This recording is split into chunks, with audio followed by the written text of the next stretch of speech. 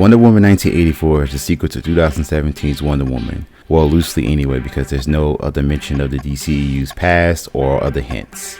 The movie was pushed back several times due to COVID-19, and it is now out in theaters and on HBOMAX since Christmas Day. The movie has mixed reviews due to its losing its certified fresh rating on Rotten Tomatoes. And as of right now, I'm sick of Rotten Tomatoes. Why I watch Wonder Woman in the first place is for obvious reasons on my part. More on that towards the end, but now let's get into Wonder Woman 1984. The movie opens up with a flashback scene hundreds of years ago. A young Diana participates in a tournament of sorts. She gets the upper hand until she's knocked off a horse. She decides to take a shortcut and nearly wins until her aunt stops her. Diana cries and asks why she do it, and she tells her that she's not ready to win because she cheated, and also nothing is good is born from lies. We flash forward to 1984. Diana is secretly doing hero things as she stops a robbery from a jewelry store that has some shady deals with the black market.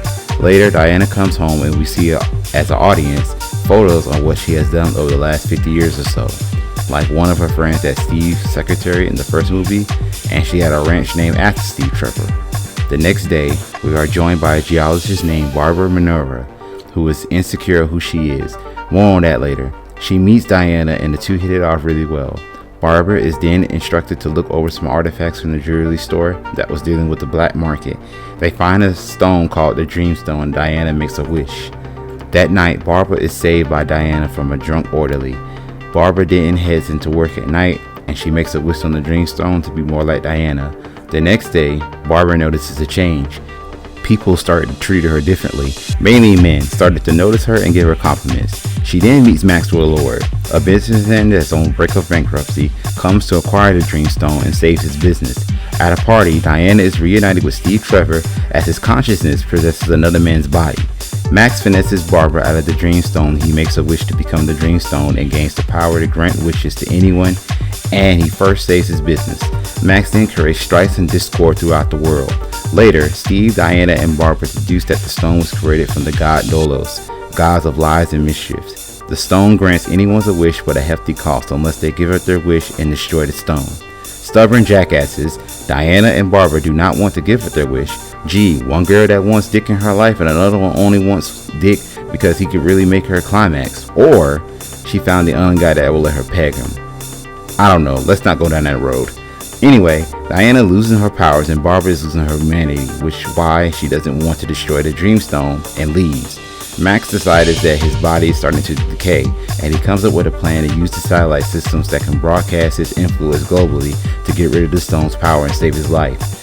Diana and Steve make it to the White House to stop Max, but Barbara comes in to protect him so he can keep her wish, besting Diana in battle. Max and Barbara escape on a plane. Seeing the destruction and chaos around him, Steve convinces Diana to let him go because the world needs her more than him. She reluctantly renounces her wish and her powers are restored and is now able to fly. Diana gets the armor of Amazon Astrea that sacrificed herself to save other Amazons from enslavement. Diana makes it to the satellite headquarters that Max is broadcasting and meets Barbara that has now transformed into one of the characters from the live action movie Cats.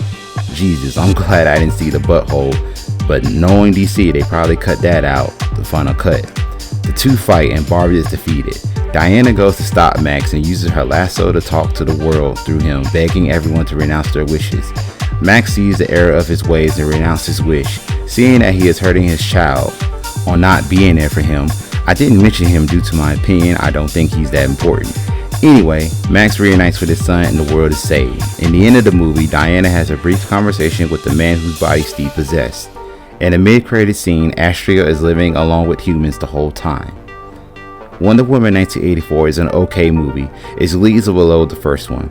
They got the aesthetics down with the era of the 80s. Majority of the outfits were spot on, so cool points for them. Diana torments herself for half a century after Steve dies. I know he was her first love and everything, but in time it should have been easier. But it still looks like it's fresh on her mind. There's a whole world out there to explore. I'm pretty sure you can meet an amazing man out there, but I feel she probably hoped to get a man just like Steve. That's cool and all, but lady, it's the early 1980s. Go out and do some wild shit. You're the daughter of Zeus after all. Take after him.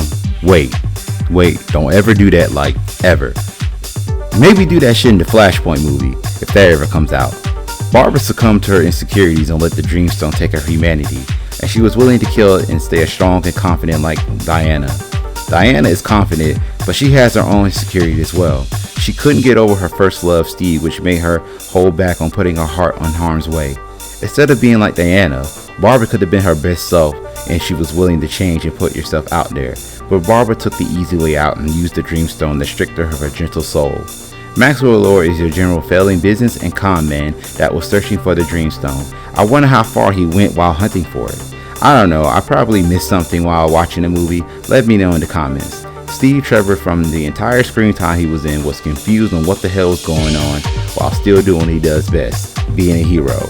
Even though he wanted to be with Diana, he knew he would have wanted Diana to be the best hero in the world. The one thing I take away from this movie is that none of the villains had any consequences rendered other than within themselves. I just felt that Will Max and Barbara didn't really learn anything and could be back in the modern day with the Wonder Woman 3 releases. But I like the movie myself, and there's no other reason that I like. There's no other reason. Okay, Gal Gadot is so goddamn pretty. God damn. But as always, thank you guys for watching, and see you all next time.